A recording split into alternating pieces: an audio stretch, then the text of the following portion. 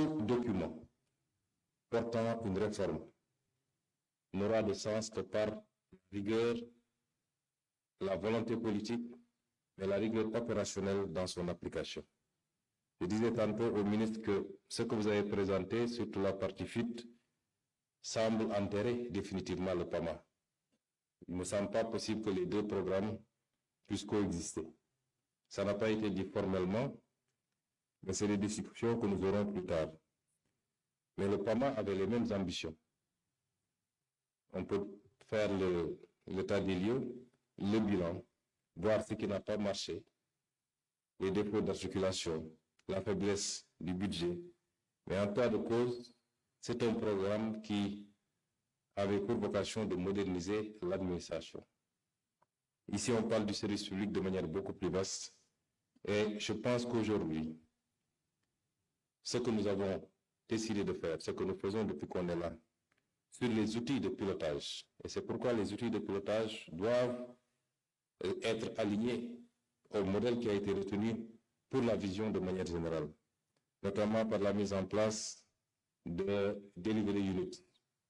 Nous avons demandé à tous les ministères d'en faire pour pouvoir faire un pilotage rattaché maintenant au box et pour le pilotage des impacts, parce qu'il y a le pilotage de la performance en tant que tel. Et nous allons être très méthodiques et très rigoureux avec le box, mais il y a également le pilotage d'impact. On peut avoir les performances, être à jour, réaliser toutes les actions. Mais est-ce que ça a eu les impacts qu'il fallait? Impact social, impact économique.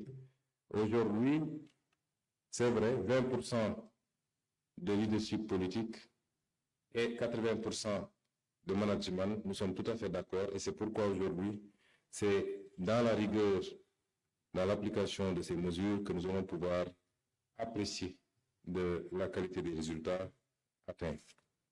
En tout cas, je puis vous assurer que vous aurez tout mon soutien. Et je vous parle également au nom de M. le Président de la République, que vous aurez tout notre soutien parce qu'une administration de qualité est l'une des principales clés du succès de l'action publique.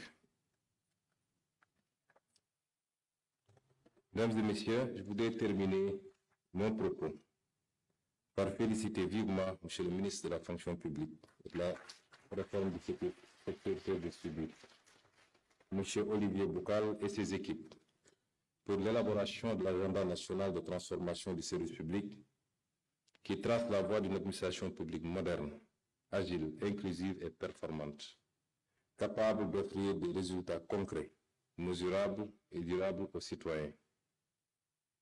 Je ne saurais clore mon propos sans appeler à une appropriation forte de cette feuille de route par l'ensemble des parties prenantes et à un engagement nourri des administrations à sa mise en œuvre pour faire du service public un levier de cohésion nationale et de développement durable. Notre administration doit être bâtie pour ses agents sur le devoir de bien servir et pour ses clients. Vous voyez, je n'ai pas lu heureusement le discours. Pour ses usagers donc, parce que c'est le discours préparé par M. le ministre, sur le droit d'être bien servi. Je vous remercie de votre aimable attention.